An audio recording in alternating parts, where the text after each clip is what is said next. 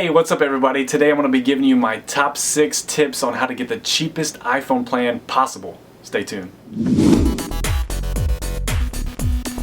Okay, so my first tip is to get the cheapest calling or voice plan that will fit your needs and stay within your budget. A lot of people don't use or even need unlimited calling plan or voice minutes. With all the rollover minutes these days, I promise you, I've been an iPhone customer for 4 years and I've never come close to using all my voice minutes.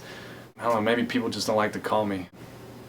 No, but seriously, the majority of people these days can get by with the minimum voice minutes. You don't need unlimited minutes. Now, if you're that type of user, if you know grandma's gonna be calling you every night, then yeah, you're gonna have to get that. But for majority of people, only stick to the cheapest calling plan, which is 40 bucks a month for 450 minutes. Okay, so tip number 2 is basically the same concept as tip number 1, except it's dealing with data. Just get the minimum amount of data that you need to get by. Now, I believe the minimum data plan that you can get is 300 megabytes for $20 a month. Now again, most people can get by with 300 megabytes, and here are a few ways to do that. Set your phone to use Wi-Fi as much as possible whenever you can. That way you're not using your cellular data to watch YouTube videos or stream music from Pandora or download apps. Those 3 things will use up the most data, and you're going to want to be on Wi-Fi when you're doing that. Also, be careful of what apps are using what.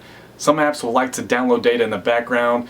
They like to use your location services and track you by GPS. That will use a lot of data and it will actually lower your battery life, so keep that in mind. So those are some ways that you can cut down on your data usage so that you are able to get the minimum data plan. Okay, so tip number 3 is to not get a texting plan. You probably think I'm crazy, but with an iPhone, it comes with iMessage, which is Apple's own service for sending messages throughout any iOS device, whether it be from an iPhone to an iPad, vice versa. Anything that's made by Apple that has iOS installed, it'll send it over iMessage instead of using your SMS plan. It's built right into the SMS app. If you go into it and it turns blue instead of green, that means it's using the iMessage instead of the regular SMS. Now this will allow you to send text, video, pictures, anything over iMessage using data and even using wireless once you're on Wi-Fi. So it will use Wi-Fi, it won't use your data. Now that feature works great when you're texting other people with iPhones, but what about if you got to text a person with an Android or another smartphone? Well, this is where you have to use Google Voice, and I love Google Voice. I've been using it for over 3 years now. It has saved me a ton of money. And basically what it does is you sign up for Google Voice, it's free.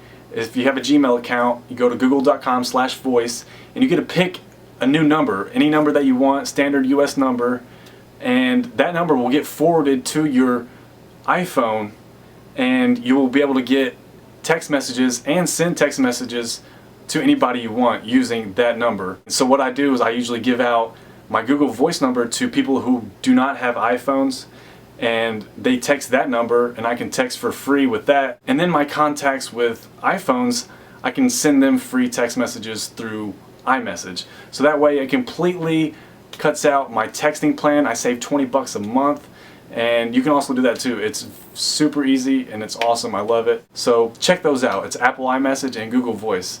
Tip number 4, decline a warranty. Do not buy an extra warranty. I promise with a little bit of carefulness and a case for your iPhone, you will avoid 99% of the problems that you might potentially have. I've dropped my phone hundreds of times and all I got is like a $10 case on it, and my iPhone's still in mint condition. You'll be able to save 100 bucks by not getting the warranty. My only advice to you is to not drop it in the toilet. Tip number 5 is to buy an older version of the iPhone.